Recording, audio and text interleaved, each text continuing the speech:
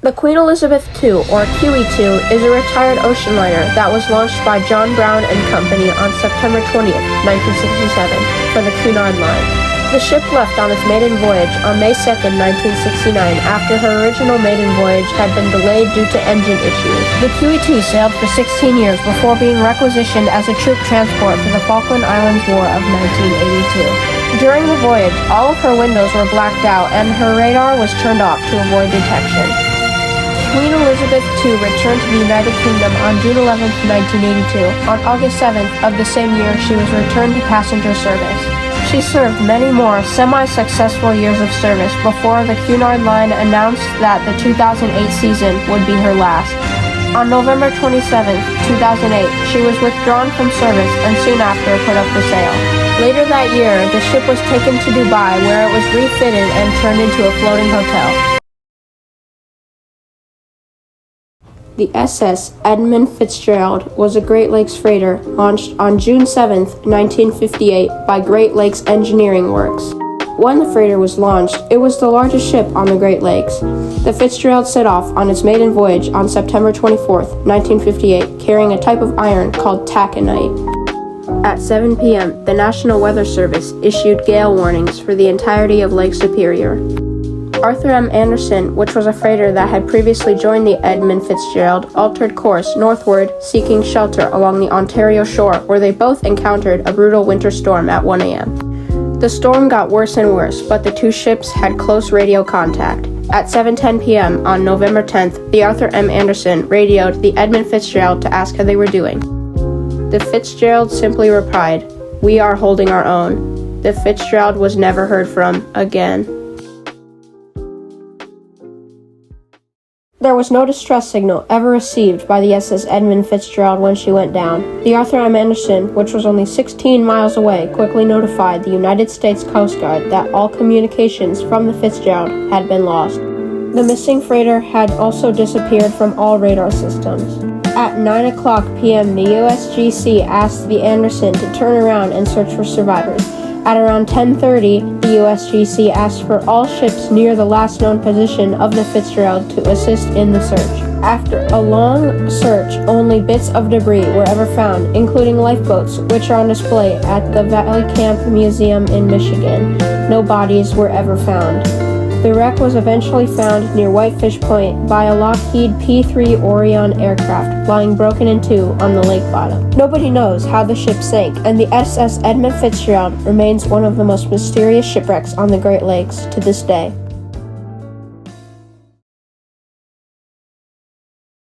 The SS Normandy was a French ocean liner built at Saint-Nazaire, France, and it was launched on October 29, 1932. Normandy's maiden voyage was on the 29th of May, 1935.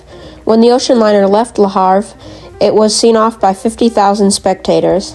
The Normandy captured the Blue Riband on its first voyage, arriving in New York with a time of 4 days, 3 hours, and 2 minutes. This was the first French vessel to ever hold the title. The Normandy began to be a great success, but in May 1936, the RMS Queen Mary entered service for the Cunard Line. Queen Mary was an instant success, eventually taking the Blue Ribbon from the Normandy in 1936. Over the next few years, the two ships continued to compete against each other for the Blue Ribbon. The only incident up to the end of Normandy's career happened on June 22, 1936, when a military plane got caught up in the ship's derricks and crashed onto her bow. Normandy sailed to New York in hopes of safety. Instead, it was seized by the U.S. government on December 12, 1941, and soon after, work began to transform it into a troop ship. The Normandy was soon renamed USS Lafayette. On February 9, 1942, workers started cutting away the ship's interiors when sparks caught a pile of life vests on fire. The blaze quickly spread out of control, burning the vessel from the inside. The firefighters began to spray thousands of gallons of water onto the burning ship. This water collected at the bottom of the vessel, creating a severe list. Eventually, the Normandy entirely capsized and rested on the riverbed at Pier 88 in New York. The ship was deemed a total loss, and it was scrapped in 1946.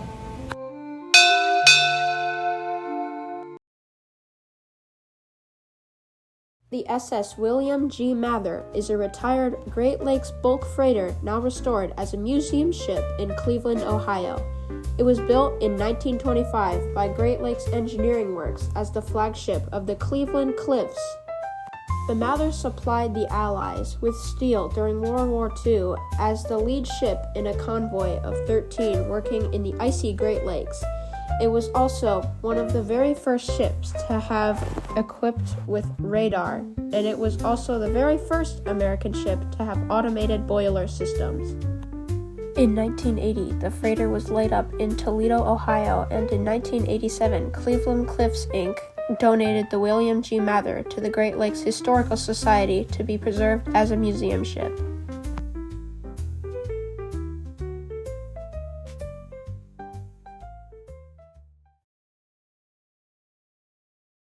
USS Lexington was launched on September 23, 1942 as an Essex-class aircraft carrier with an overall length of 872 feet. The Lexington had a hangar deck capacity for 103 aircraft. Once the ship was completed, it participated in almost every World War II naval campaign from 1943 to 1945. The ship served the United States for many more years and became a highly decorated ship.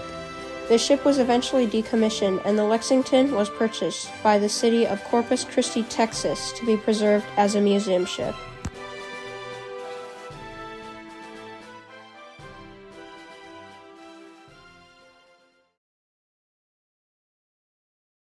The NS Savannah was the first nuclear-powered merchant vessel. The NS, or nuclear ship Savannah, was launched on July 21, 1959, at a cost of $46.9 million. Savannah was sponsored by the United States government as an experiment for future nuclear-powered ships. On the 20th of August, 1962, the Savannah proceeded on its maiden voyage, with many people skeptical of the nuclear ship. The ship was banned from many ports, including some in New Zealand and Japan. The Savannah was decommissioned after only 10 years of activity due to expensive operating costs. Her reactor was safely removed and transported to the Energy Solutions low-level radioactive waste disposal facility in Clive, Utah. Today she is moored at Pier 13 at the Canton Marine Terminal in Baltimore, Maryland as a museum ship.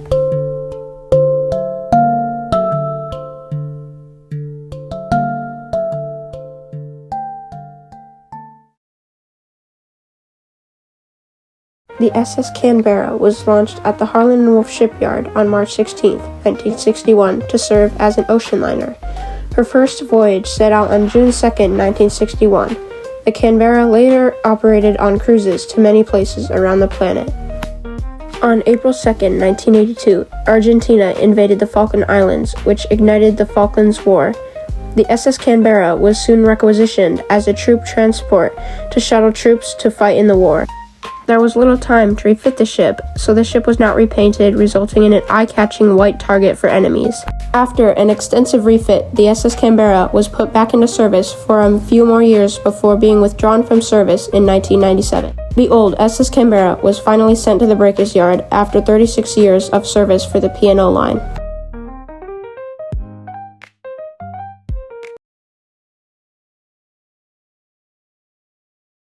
The SS United States is a retired ocean liner that was designed by naval architect William Francis Gibbs. The United States was christened and launched on June 23, 1951.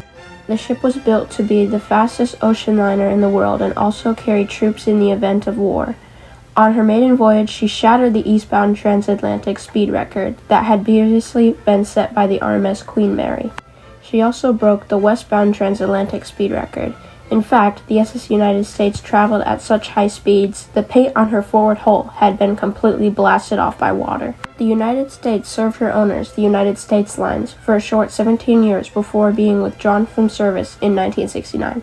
In 2011, the United States was purchased by the SS United States Conservancy. Today, the once great ship rusts away at Pier 82 in Philadelphia, where she awaits an unfortunate fate of becoming an artificial reef.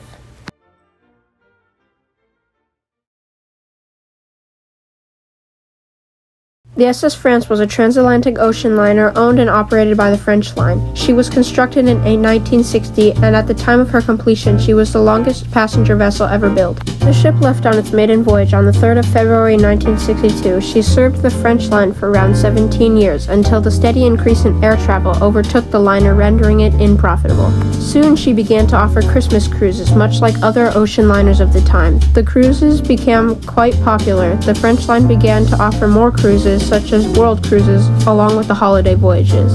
In 1973, the oil crisis hit, making a $3 barrel of oil worth $12. It was announced that the France would retire in 1974. She sat for 4 years before many plans surfaced to revitalize the ship. She was eventually sold to Norwegian Cruise Lines for $18 million. After arguments about asbestos aboard and artwork aboard, her scrapping was commenced in 2006.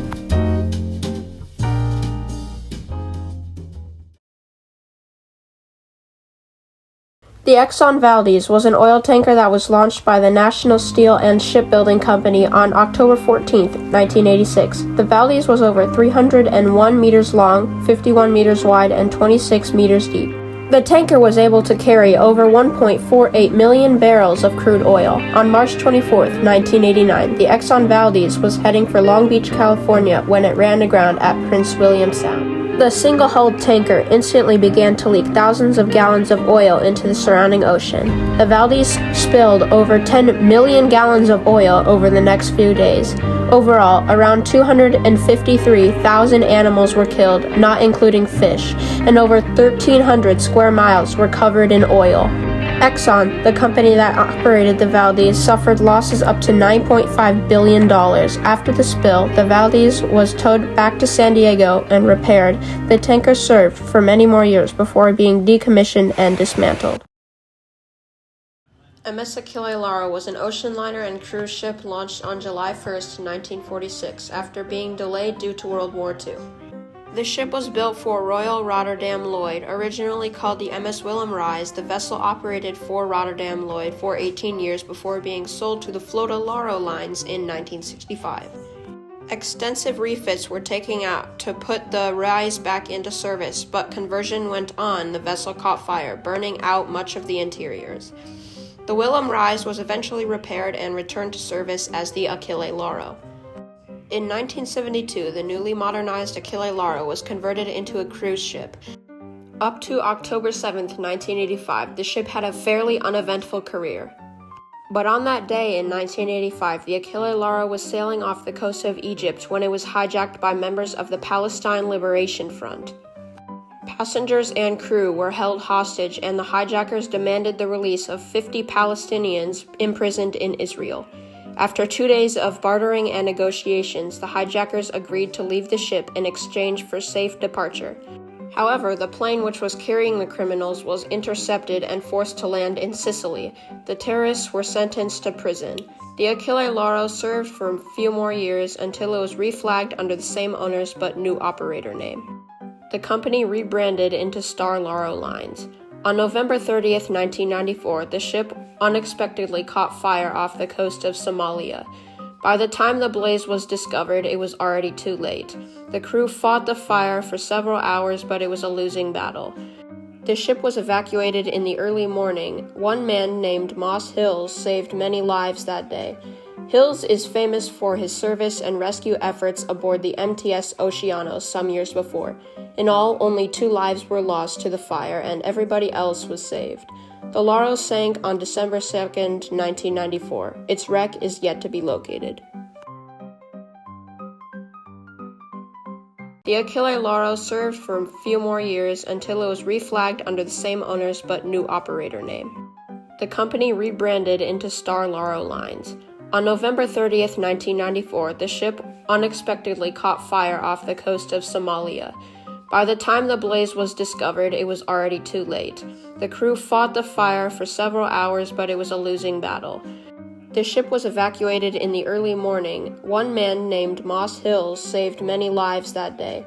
Hills is famous for his service and rescue efforts aboard the MTS Oceanos some years before. In all, only 2 lives were lost to the fire, and everybody else was saved. The Lauro sank on December 2, 1994. Its wreck is yet to be located.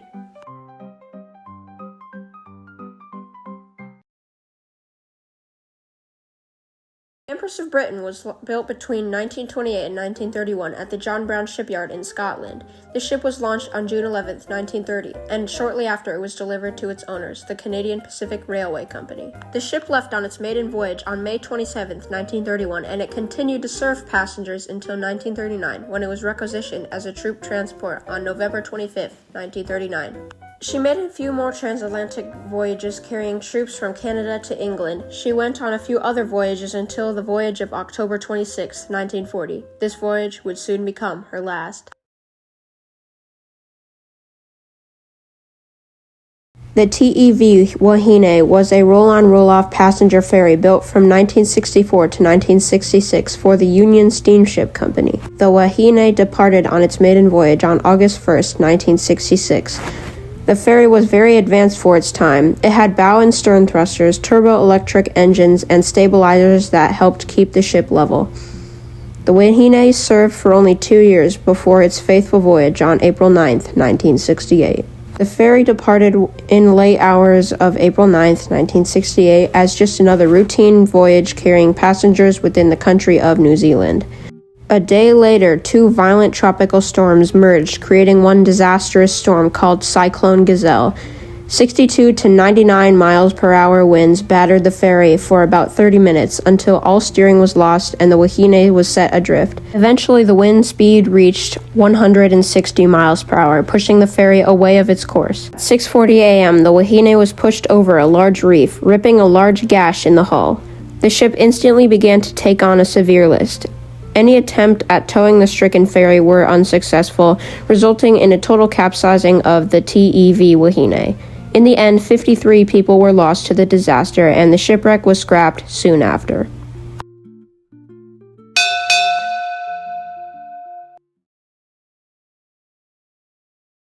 The TSS Duke of Lancaster was a passenger ferry built for the British Railway Company. The Lancaster was launched at Harland and Wolff Shipyard on December 1, 1955. The vessel's maiden voyage left on 1956. Duke of Lancaster operated for the British Railway Company until 1978, when it was withdrawn from service and laid up at Barrow-in-Furness. In 1979, the ship was sold and converted into an entertainment retail complex called the Fun Ship.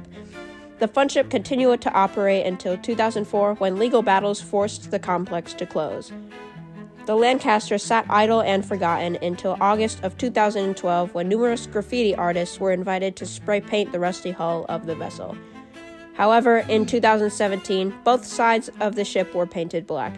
Surprisingly, the inside of the ship is in pristine condition, sort of like a time capsule from the past. Today, the Lancaster sits abandoned and beached in northern Wales, waiting for any hope of salvation.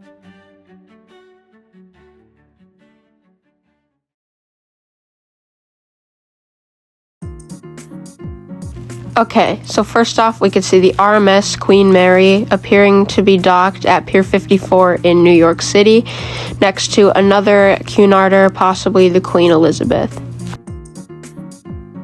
Some smoke is coming from the smokestacks, which tells me that it could be arriving or leaving port. Now that I look at it more, it does appear to be leaving port very shortly because people are boarding the ship.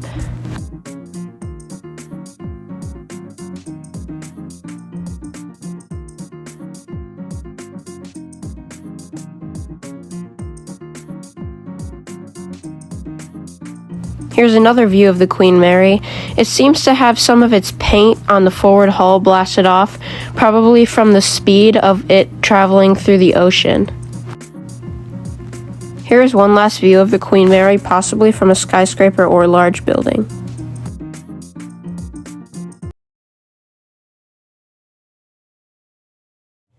In this picture, we could see the Lusitania, obviously, and in the corner there's a date, 1513, possibly when the picture was taken, I'm not sure. I'll have to do more research on this photograph. This one's actually pretty interesting.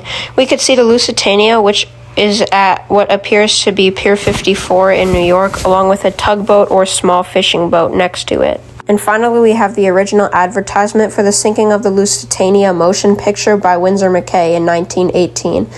The film was released as propaganda during World War I.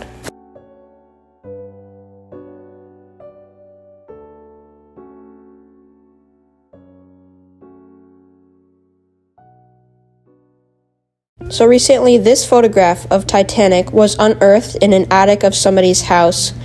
This photo shows a black smudge on the side of the hull, which many people say is to be the legendary coal fire, which was burning on board the Titanic for many days.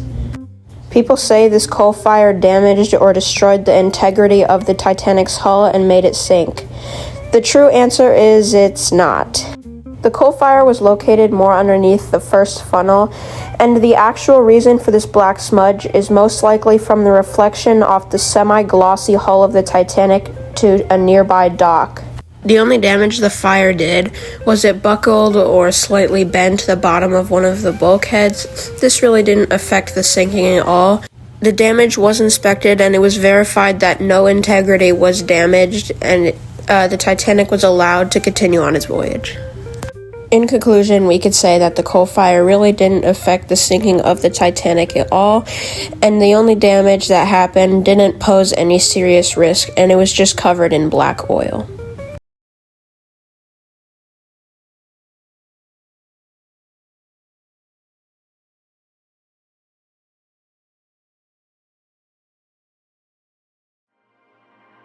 The SS United States, the pinnacle of naval architecture. How did it end up at the fate of the seabed? How could we let the lack of interest of the community destroy such a relic of history? This is surely the end of the SS United States, the fastest ocean liner on Earth. She was loyal to many thousands of people, but now she is nothing more than, quote, a rotting, stripped rust bucket, like the Titanic dumped on Philadelphia. Somewhere, there must be salvation for this relic of the past. But where?